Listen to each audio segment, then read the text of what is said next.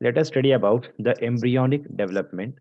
After fertilization of the ovum with the sperm at the fundus region, at this ampullar region, then after this, this zygote, we can say the zygote, after fertilization, this zygote, it undergo the continuous cleavage or continuous mitotic division. The mitotic division, it is now known as the cell division that taking place inside the zygote. It's called the cleavage. उसे हम cleavage कहते हैं.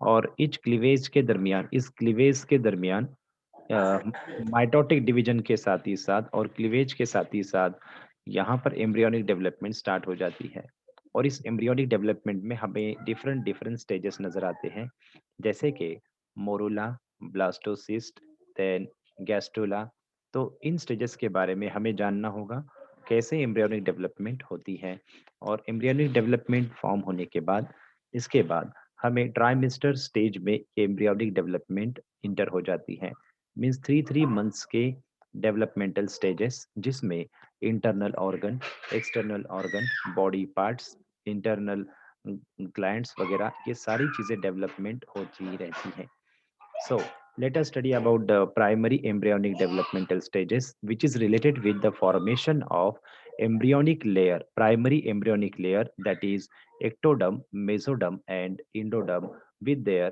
coelomic cavities extra embryonic cavities तो इसी के साथ हम embryonic development start करते हैं so after fertilization the zygote it divides mitotically and form two cells यहाँ पर जो एम्ब्रियोनिक डिवीजन के लिए जो यहाँ पर कंटिन्यूस डिवीजन होता है ये इनडिटरमिनेट डिवीजन होता है the embryonic development it is indeterminate continuous यहाँ पर कंटिन्यूअस डेवलपमेंट होती है और जो क्लीवेज होता है it is holoblastic cleavage holoblastic cleavage इसलिए है क्योंकि यहाँ पर सभी के सभी जो सेल्स एक जो सिंगल जाइगोट में डिवीजन होने के बाद जो दो सेल फॉर्म होते हैं उन दोनों सेल से ही कंटिन्यूअसली आगे डिवीजन स्टार्ट रहता है इसीलिए इसे हम होलोब्लास्टिक डिवीजन कहेंगे इट इज इनडिटरमिनेट इसे हम इनडिटरमिनेट कहते हैं क्योंकि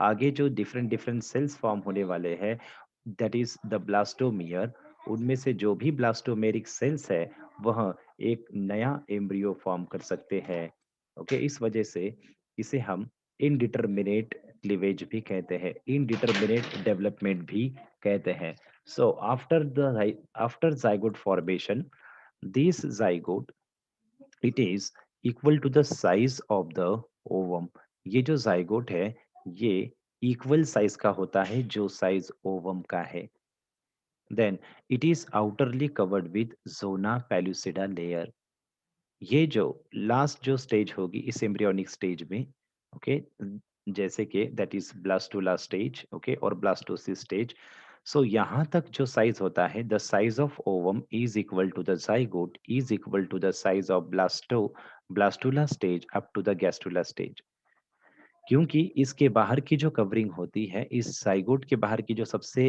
बाहर की जो कवरिंग होती है जो प्रोटेक्टिव कवरिंग है जिसे हम जोना पेलुसिडा कहते हैं इस जोना पेलुसिडा लेयर की वजह से ये जाइगोट इस फैलोपियन ट्यूब में कहीं पर भी इम्प्लांट नहीं होता वह इस यूटेरस के इंडोमेट्रियम वॉल में ही इम्प्लांट होता है ये है the significance of the presence of zona pellucida layer outside the blastula stage up to the developmental stages of embryonic developmental stage ये बहुत इंपॉर्टेंट है इसे याद रखना है then this zygote it divide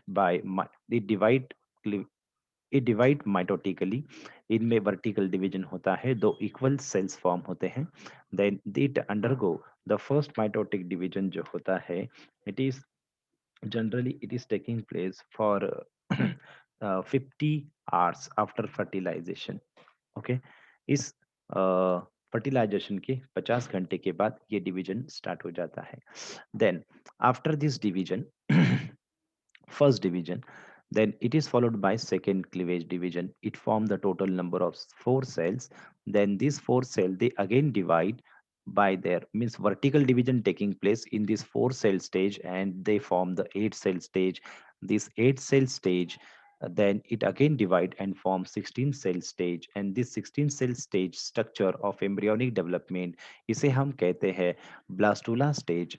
इस ब्लास्टुला को हम मोरुला स्टेज भी कहते हैं, क्योंकि ये जो स्ट्रक्चर है ब्लास्टुला का जो स्ट्रक्चर है, जिसमें हर एक सेल को हम ब्लास्टोमियर सेल्स कहते हैं। यहाँ पर जो भी सेल प्रेजेंट है, इन सेल्स को हम क्या कहते हैं? This cells are known as blastomere, blastomere cells. And each of these blastomere, if this blastomere gets separate or coincidentally or accidentally, when these blastomeric cells, if they get separate, then they may develop into the two different embryo. ये जो ब्लास्टोबियर के हर एक cell होते हैं, ये नया embryo form करने की काबिलियत रखते हैं। इस वजह से इस मोरुला का अगर डिवीजन हो जाता है एक्सीडेंटली, दो अगर डिवीजन हो जाते हैं तो ट्विंस पैदा होते हैं। अगर थ्री डिवीजन हो जाए तो थ्राइस पैदा होते हैं। देन क्वाड्रीप्लेट पैदा हो सकते हैं, depending upon the division of this blastula stage. Okay, so इस वजह से इसी को हम इनडिटरमिनेट डिवीजन कहते हैं। सो इसे याद रखना है। देन इस ब्लास्टुला स्टेज में जो हर एक सेल होती है उसे हम ब्लास्टोमियर कहते हैं। ओके, जिनमें डिवाइडिंग कैपेसिटी होती है, जिसे आप स्टेम सेल्स की तरह जान सकते हो। देन ये स्ट्रक्चर नजर आता है मोरुला की तरह। मोरुला मीन्स मोरस अल्बा नाम का, जिसे हम तुती प्लांट कहते हैं। ओके, जिसे सैतुक कहते हैं। उस प्लांट का जो फ्रूट स्ट्रक्चर होता है, जिसे हम सोरोसिस फ्रूट कहते हैं, उसी की तरह ये ये ब्लास्टुला स्टेज नजर आती है, जिस वजह से उसे मोरुला भी कहा गया है। देन इसी के साथ ये जो मोरुला स्टेज यहाँ जो फॉर्म हुई है, इसकी डायमीटर और ओवम की डायमीटर सेम होती है। इस ओवम के बाहर जो ज़ोना पेलिसुडा लेयर है, वही लेयर इस मोरुला स्टेज में भी है। ये इसका सिग्निफिकेंस ये है, ये जो मोरुला है, जब ये फैलोपियन ट्यूब से गुजरता है, तब इस ज़ोना पेलिसुडा की वजह से ये यहाँ पर किसी भी इस फैलोपियन ट्यूब में, ये जो ओवरियन डक्ट है, ओके, ये जो फैलोपियन ट्यूब है, यहाँ पर इम्प्लांटेशन नहीं होता एम्ब्रियोनिक डेवलपमेंट के लिए। फर्दर फर्टाइल डेवलपमेंट के लिए यहाँ पर कहीं पर भी इम्प्लांटेशन नहीं होता। क्यों? Due to the presence of zona pellucida. Okay, फिर इसके बाद जब ये मोरुला स्टेज वाली जो स्टेज है, 16 सेल स्टेज, ओके, जब ये अ, जब ये पहुंचती है यूटेरस में, तब उसका प्लांटेशन स्टार्ट हो जाता है, implantation we can say. Okay, then अब इसके बाद नेक्स्ट स्टेज इज, अगली जो स्टेज है जिसे हम कहेंगे ब्लास्टोसिस्ट सेल। ब्लास्टोसिस्ट क्यों कहा जाना चाहिए वो हम आपको बताएंगे। सी हियर, ये जो टोटल ये जो सेल्स है जिसे हम ब्लास्टोमियर कहते हैं, these blastomere cells they rearrange, ये रीअरेंज होते हैं। कैसे? ये जो ब्लास्टोसिस्ट सेल है, ये कुछ सेल्स जो होते हैं वह पेरिफेरली रीअरेंज होते हैं इस तरह से, और जो कुछ सेल होते हैं वह एक एक एंड की ओर अरेंज हो जाते हैं। ओके, सो ये जो ब्लास्टोसिस्ट के जो ग्रुप ऑफ सेल्स, जो ब्लास्टोमेरिक सेल जो ग्रुप ऑफ सेल्स, अगर ये जिस छोर पर ये अरेंज होते हैं, उसे हम एम्ब्रियोनिक पोल कहते हैं, और उसका जो अपोजिट पोल है उसे हम एब एम्ब्रियोनिक पोल कहते हैं। So this one is embryonic pole, और ये एब एम्ब्रियोनिक पोल कहलाता है। और इनके बीच में जो कैविटी है, इस कैविटी को हम ब्लास्टोसील कैविटी कहते हैं। इस कैविटी को हम ब्लास्टोसील कैविटी कहते हैं। और this blastocoel cavity, okay, it is filled with the fluid. Okay, then अब अगला पॉइंट देखिए। सी, जो पेरिफेरली अरेंज हुए वाले जो सेल्स होते हैं, जिसे हम जो ब्लास्टोमेरिक सेल जो पेरिफेरली अरेंज हो जाते हैं, उन सेल्स को हम ट्रोपोब्लास्ट सेल कहते हैं। इन सेल्स को हम ट्रोफोब्लास्ट सेल कहते हैं। ये जो ट्रोफोब्लास्ट है, tropho means nutrition, then blast means layer. ऐसी लेयर जो न्यूट्रिशन प्रोवाइड करते हैं, उसे हम ट्रोपोब्लास्ट सेल कहते हैं। इस यूटेराइन यूटेराइन डक्ट का सिक्रीशन, और साथ ही साथ इस यूटेराइन ग्लैंड का जो सिक्रीशन है, वह इस ट्रोपोब्लास्ट के द्वारा सिक्रेट किया जाता है और वह इस एम्ब्रियोनिक ग्रुप ऑफ सेल्स को, primary embryonic group of cells को न्यूट्रिशन दिया जाता है। इसी वजह से इस आउटर मोस्ट लेयर को, जो ब्लास्टोमेयर के द्वारा ही फॉर्म की गई है, उसे हम ट्रोफोब्लास्ट सेल कहते हैं। सो इस तरह से इस स्ट्रक्चर को हम, ये जो स्ट्रक्चर आपके सामने है, इस स्ट्रक्चर को हम ब्लास्टोसिस्ट सेल, ब्लास्टोसिस्ट स्टेज कहते हैं। इस कंप्लीट स्टेज को हम क्या कहते हैं? ब्लास्टोसिस्ट सेल कहते हैं। अगला, नेक्स्ट पॉइंट, अब इस ब्लास्टोसिस्ट जो होता है, इसके जो ट्रोपोब्लास्ट सेल्स होते हैं, इनका डिवीजन होता है और इनका डिवीजन होकर दो डिफरेंट ट्रोपोब्लास्ट के सेल्स फॉर्म होते हैं। Okay, syncytiotrophoblast, okay, trophoblast cell. Okay, so इसके इनका डिवीजन होकर साइटोट्रोपोब्लास्ट और सिनसाइटियोट्रोपोब्लास्ट, ऐसे दो डिफरेंट तरह के सेल्स फॉर्म होते हैं जो इस तरह से इम्प्लांटेशन के लिए हेल्प करते हैं। ओके, इस एम्ब्रियो को इम्प्लांट करने के लिए हेल्प करते हैं। इम्प्लांट करना मीन्स ये जो एम्ब्रियो है यह यूटेरस में 9 महीने के लिए इस मदर से न्यूट्रिशन लेना शुरू कर देगा और प्लासेंटा फॉर्म करेगा। सो ये है ब्लास्टुला स्टेज, जिसे हम मोरोला भी कहते हैं। देन ब्लास्टोसिस्ट स्टेज, जो इम्प्लांटेशन वाली स्टेज होती है। और इसके बाद एक बहुत ही इंपॉर्टेंट स्टेज है जिसके बारे में हमें डिस्कस करना है, वह है गैस्टुला स्टेज, या उसे हम गैस्टुलेशन कहेंगे। सो एम्ब्रियोनिक डेवलपमेंट के समय ये जो स्टेजेस है, कौन सी? सबसे पहले ब्लास्टुला स्टेज, देन जिसे मोरूला हमने कहा है, देन ब्लास्टोसिस्ट सेस, ब्लास्टोसिस्ट स्टेज, देन इसके बाद आती है गैस्ट्रुला स्टेज। और इस गैस्ट्रुला स्टेज के बाद, जो इस गैस्ट्रुला सेल में जो प्राइमरी जर्मिनल लेयर्स होते हैं, जिसे हम एक्टोडर्म, मेसोडर्म, एंडोडर्म कहते हैं, इनका फॉर्मेशन हो जाता है। और फिर एम्ब्रियो फोइटल डेवलपमेंट, फिटस की डेवलपमेंट स्टार्ट होती है, जिसमें internal organ, external appendages, hairs, ये सारी चीजें डेवलप होना शुरू हो जाती है।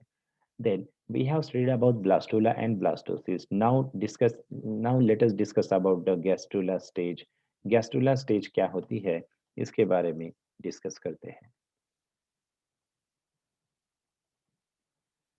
So let us discuss about the gastrula stage. उससे पहले एक छोटा सा पॉइंट, जैसे कि हमने आपको बताया कि जो ब्लास्टोमियर्स होते हैं जो रीअरेंज होते हैं इस ब्लास्टुला स्टेज के भीतर ही। ओके, जो पेरिफेरल सेल्स जो अरेंज हो जाते हैं ब्लास्टुला के, उसे हम ट्रोपोब्लास्ट कहते हैं। देखिए, दिस वन इज ट्रोपोब्लास्ट। और जो मास ऑफ सेल जो एक छोर पर जमा हो जाता है, उसे हम, that is inner mass of primary cells, primary embryonic cells कहेंगे। Okay, the mass of primary embryonic cells see here, जो ट्रोपोब्लास्ट के कांटेक्ट में होता है, the trophoblast cells which are in contact with the embryonic knob, that trophoblast cells are known as cells of Rauber. और ये जो cells of Rauber है, they help in implantation, they help in the formation of the placenta. इसी इसी sales of robber के position से ये जो एम्ब्रियो है, वह मदर के इंडोमेट्रियम वॉल में इम्प्लांट होता है। सो इस इम्प्लांटेशन की पोजीशन जो होती है after 7th days, okay, after 7th day of fertilization, इनकी एम्ब्रियोनिक सॉरी इम्प्लांटेशन प्रोसेस जो होती है वह स्टार्ट हो जाती है।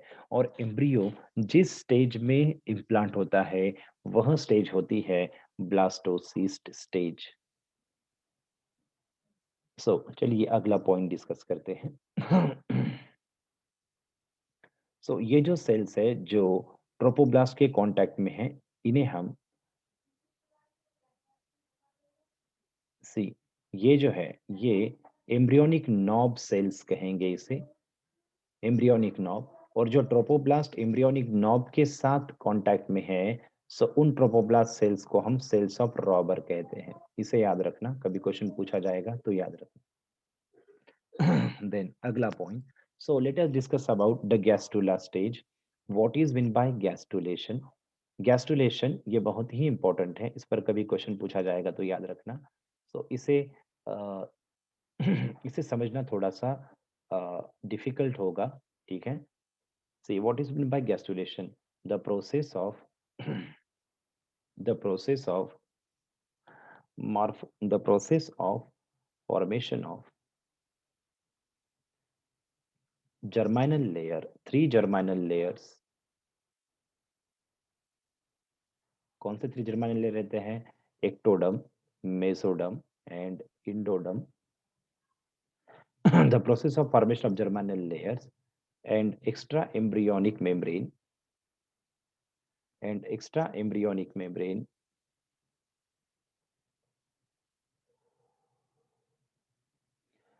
due to the morphogenetic movement of the cells,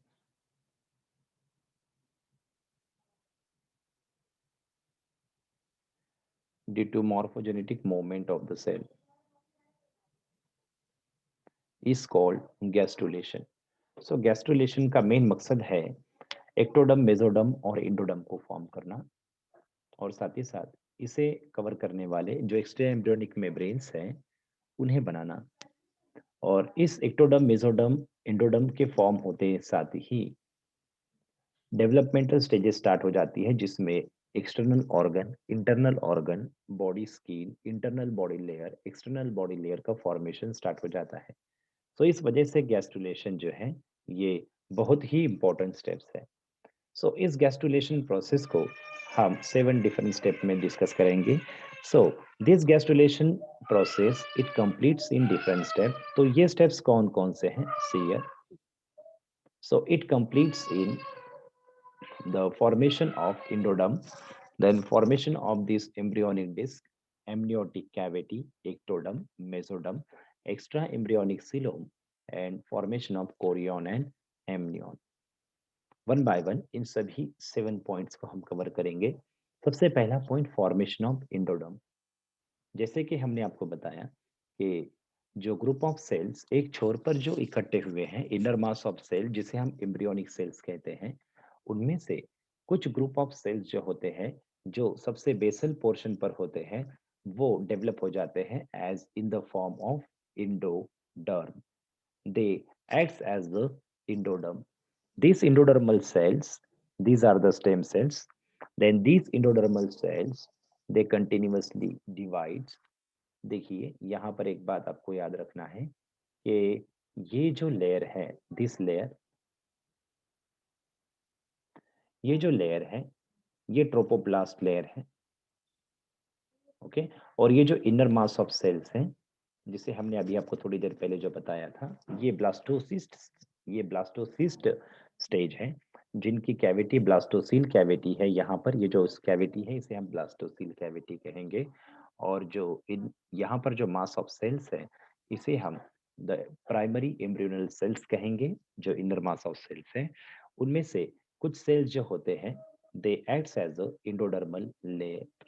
ये इंडोडर्मल लेयर्स या इंडोडर्मल सेल्स इन्हें हम कहेंगे, ओके। यानी ये एक्टिवली डिवाइडिंग सेल्स हैं। देन इसी को हम फॉर्मेशन ऑफ इंडोडर्म इस पॉइंट में हमने इंक्लूड किया है। ये इंडोडर्म लेयर क्या करते हैं? This endodermal layer they divide and they cover the trophoblast lining. जैसे कि हमने आपको बताया ये ट्रोपोब्लास्ट लाइनिंग है। इस ट्रोपोब्लास्ट लाइनिंग को इंटरनली कवर करते हैं हमारे endodermal cells, see here. So this is the cavity of blastocyst known as blastocele।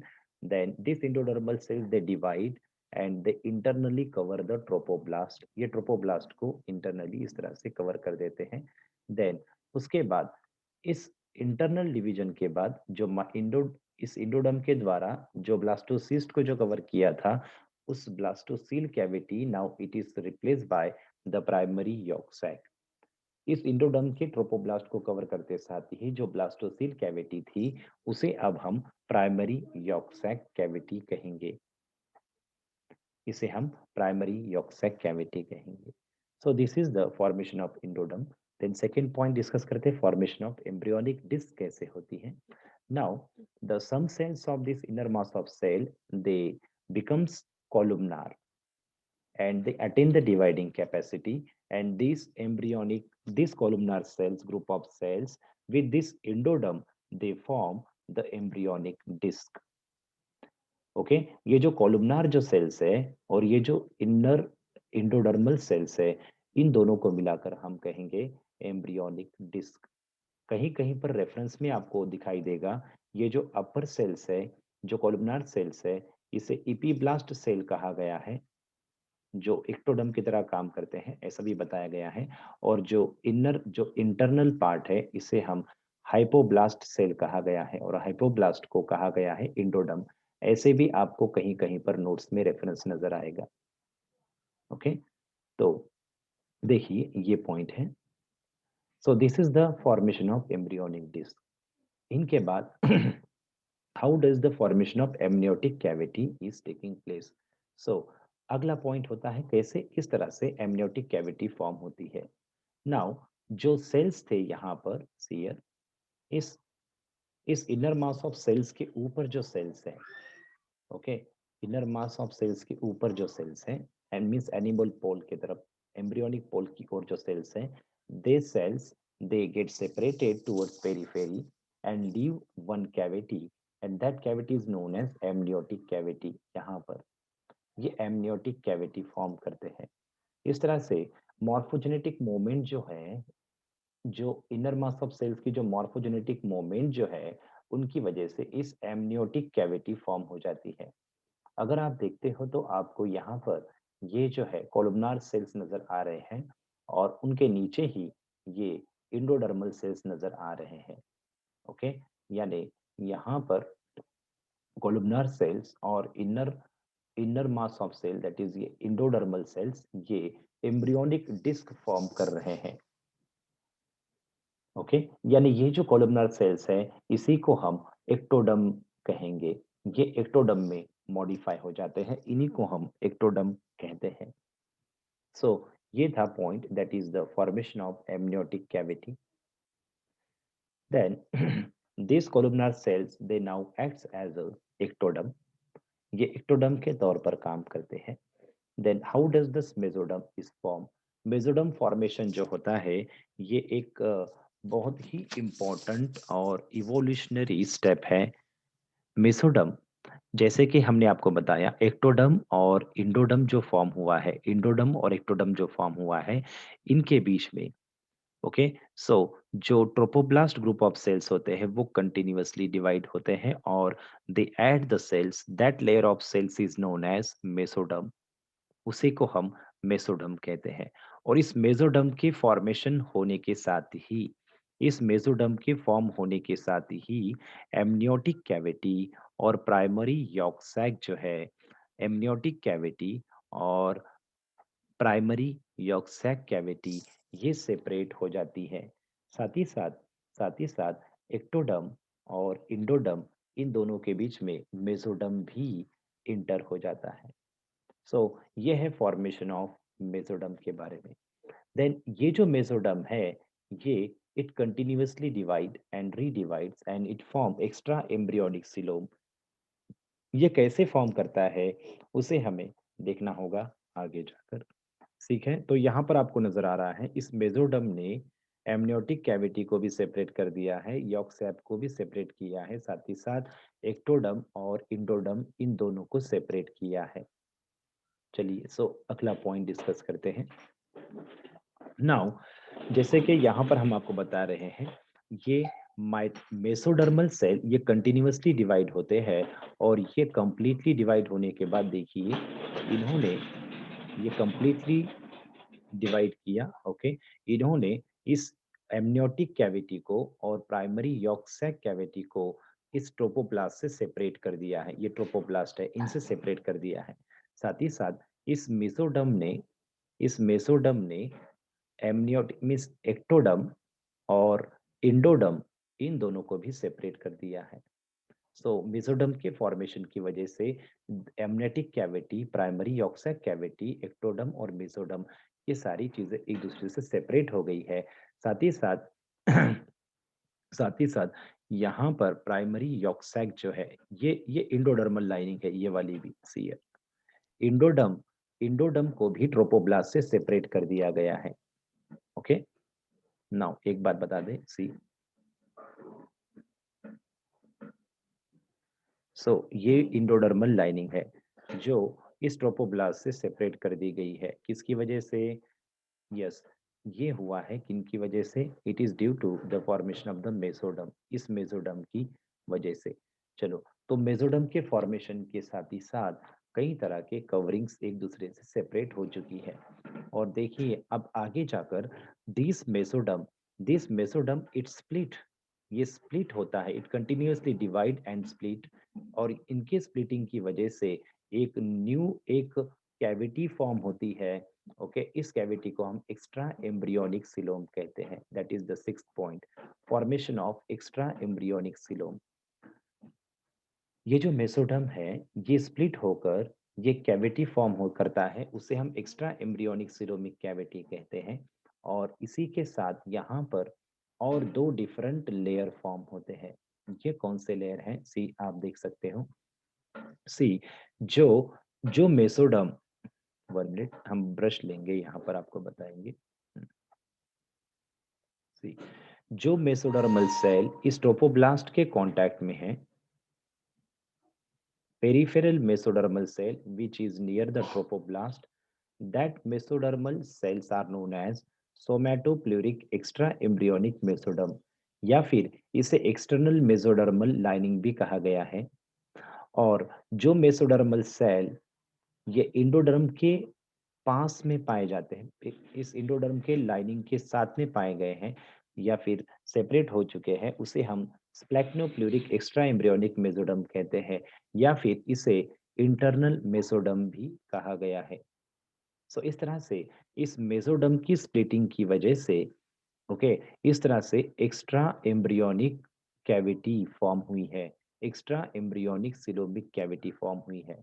यानी ये एम्ब्रियोनिक कैविटी फॉर्म होना, ये एक बहुत ही इम्पोर्टेंट स्टेप है। ओके, सो देखिए इस तरह से मेसोडर्म ने कम means extra embryonic coelomic cavity form की है, जिसका बहुत ही इम्पोर्टेंस है, क्योंकि इसी कैविटी के जरिए हमारे बॉडी के भीतर की जो कैविटीज है, सिलोमिक कैविटीज है, उसमें इनका रोल रहेगा।